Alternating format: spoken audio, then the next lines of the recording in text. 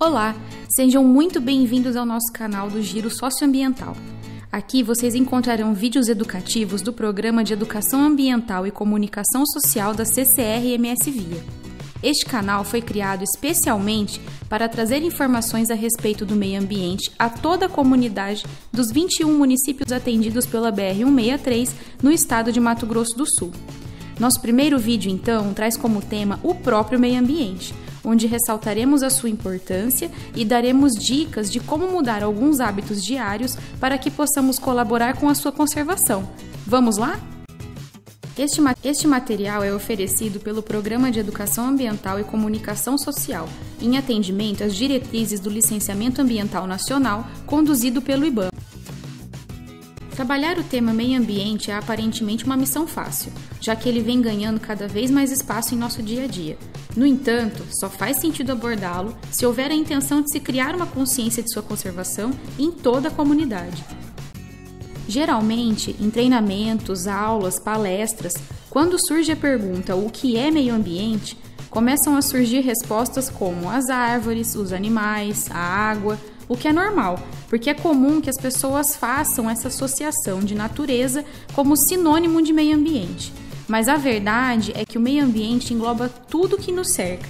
É o ambiente que algo ou alguém está inserido. Então, as árvores, os animais e a água fazem parte do meio ambiente, assim como os prédios, as ruas das cidades, as nossas casas. Nós todos fazemos parte do meio ambiente. O meio ambiente, então, é o conjunto da relação de todas as coisas vivas e não vivas. Segundo a Política Nacional do Meio Ambiente, o meio ambiente é um conjunto de condições, leis, influências e interações de ordens física, química e biológica que permite, abriga e rege a vida em todas as suas formas. Essa definição é bem ampla, não é? Tudo que você pensar que existe na Terra influencia ou interage de alguma maneira com as formas de vida. É como uma teia de relações onde tudo está conectado. Assim, o termo apresenta diferentes conotações, podendo ser analisado sob diversas perspectivas, como os aspectos naturais, espaço urbano, locais onde as pessoas exercem suas atividades, patrimônios cultural, nacional e genéticos. É muito comum escutarmos sobre a importância de se preservar ou conservar o meio ambiente. Mas você sabia que esses dois termos são diferentes e que mesmo especialistas da área ambiental acabam confundindo sua definição e o seu uso? Até mesmo nas legislações ambientais, esses termos parecem que se confundem e não ficam muito claros. Isso acontece porque esses termos foram por muito tempo discutidos e muita gente usou por muito tempo como sendo termos sinônimos. Preservar significa intocabilidade, ou seja, manter o meio ambiente intacto, o que significa que não podemos mexer naquele lugar. Já conservar é manter de forma sustentável o uso de determinado lugar, com equilíbrio entre o ser humano e a natureza. É válido ressaltar que a diferença entre esses dois termos é importante, porque quando tem algo que tem que ser preservado, seja uma espécie, um ecossistema ou um bioma como um todo, isso garante uma proteção integral. Ali o homem não pode mexer. Em muitos casos, é extremamente necessário que exista uma restrição de uma determinada área. Mas o conservar também é importante e precisa existir porque nós existimos. É impossível o homem não mexer em nada na natureza, mas só precisamos nos desenvolver de forma que os recursos naturais sejam utilizados de forma consciente. Ainda mais importante que isso é que por trás de qualquer conceito, nós precisamos mesmo cuidar do planeta para que ele continue habitável por muitas gerações. Para que isso aconteça, nós precisamos olhar para o todo e ver que não estamos numa bolha só nossa. Como eu disse, é quase impossível preservar e causar zero impactos em todos os ambientes, sendo que nós, seres humanos, estamos aqui. A nossa presença naturalmente já causa impactos, mas se adotarmos a cultura da conservação em nossas vidas cotidianas, podemos mudar um pouco esse cenário e diminuir esses impactos. É preciso criar a cultura da conservação.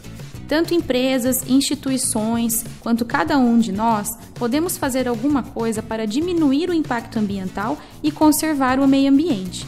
Para que ela realmente aconteça, Todos precisam estar conscientes de suas responsabilidades, tanto o poder público quanto os cidadãos e as empresas. Mas não basta apenas reconhecer os seus deveres, é preciso agir ativamente para mudar a realidade. Entre os principais problemas que ameaçam a preservação e a conservação ambiental no mundo hoje se destacam o descarte incorreto de lixo, o desmatamento, a falta de esgotamento sanitário, consumo excessivo de recursos naturais, o uso de combustíveis fósseis e a poluição do ar e o desperdício de água. Para alcançarmos uma melhoria nesse cenário, é necessário o envolvimento da sociedade em todas as suas esferas. Para vermos mudanças de verdade, a participação e o compromisso dos poderes público e privado é fundamental.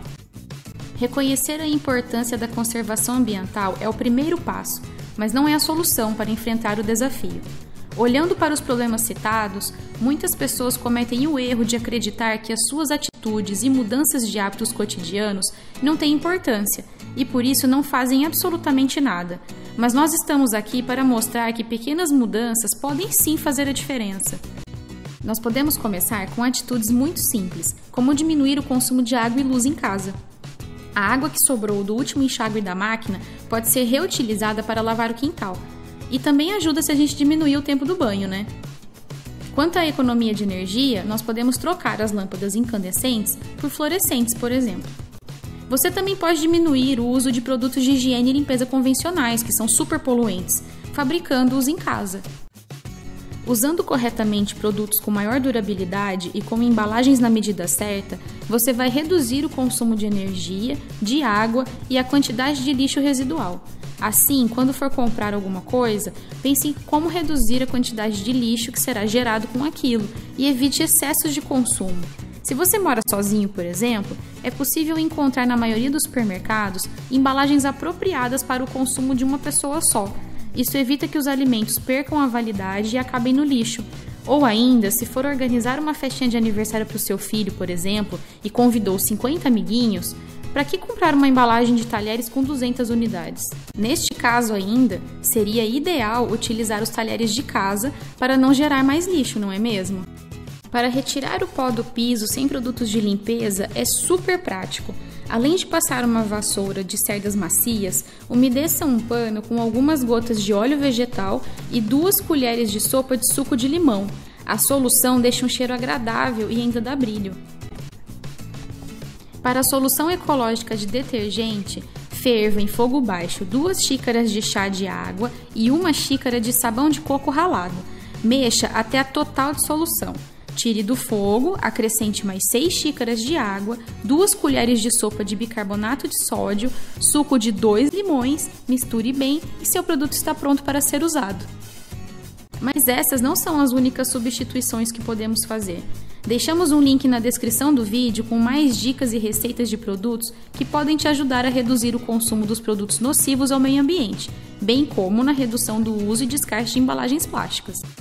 Aqui é muito importante ressaltar que a produção desses produtos de limpeza caseiros deve ser realizada por um adulto e que preferencialmente esteja utilizando luvas descartáveis, uma vez que alguns produtos podem causar alergia ou queimar a pele, como é o caso do limão. Com um pouco de imaginação e criatividade, nós podemos utilizar o mesmo produto para outro fim. Um objeto pode ganhar funções totalmente diferentes da original e ainda continuar muito eficiente. Pneus, por exemplo, podem ser reutilizados em forma de canteiros para a horta ou mesmo transformado em puff. Devemos também adotar o hábito de adquirir produtos que sejam reutilizáveis, como por exemplo os guardanapos de pano, embalagens retornáveis, fraldas de pano, embalagens reutilizáveis para armazenar alimentos, ao invés de descartáveis. Existem diversas maneiras de reutilizar um objeto. Garrafa de plástico, seja elas de água, refrigerante, cosméticos ou mesmo de produtos de limpeza. Elas podem ser reutilizadas sem que necessariamente sejam modificadas. Para quem opta por comprar produtos de limpeza, por exemplo, é comum encontrar no mercado embalagens de refil desses produtos, possibilitando que as garrafas de maior tamanho e plástico mais duro sejam reutilizadas por muito mais tempo. O mesmo acontece com alguns cosméticos. Nós compramos a embalagem maior com o produto e quando ele acaba, é só comprar o refil. Outro hábito que podemos mudar é separar materiais descartáveis do lixo orgânico na nossa casa. Se não existir coleta seletiva na sua cidade, procure uma cooperativa de catadores para encaminhar os produtos para reciclagem.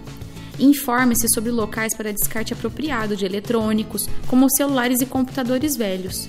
Nos próximos vídeos do canal, nós abordaremos com mais detalhes o tema coleta seletiva, incluindo informações sobre esse tipo de serviço que estão presentes em alguns dos municípios atendidos pela BR-163 em Mato Grosso do Sul. O seu lixo orgânico também pode ser reaproveitado em sua casa com a compostagem, que é uma espécie de reciclagem dos resíduos orgânicos. Essa técnica permite a transformação de restos orgânicos, como sobras de frutas, legumes, podas de jardim, trapos de tecido, serragem, em adubo. É um processo biológico que acelera a decomposição do material orgânico, tendo como produto final um composto orgânico. Nós também precisamos aprender a recusar algumas coisas. Quando for fazer compras, por exemplo, leva sua sacola retornável para evitar pegar aquelas de plástico oferecidas pelos estabelecimentos. Recuse também comprar produtos com embalagens desnecessárias. Alguns hortifrutis, por exemplo, oferecem alguns de seus produtos em embalagens de isopor envoltas em plástico. Não precisa, né? É importante perguntar e pesquisar sobre a origem dos produtos que você consome. Recuse produtos fabricados por empresas que não respeitam a natureza ou prejudicam o meio ambiente.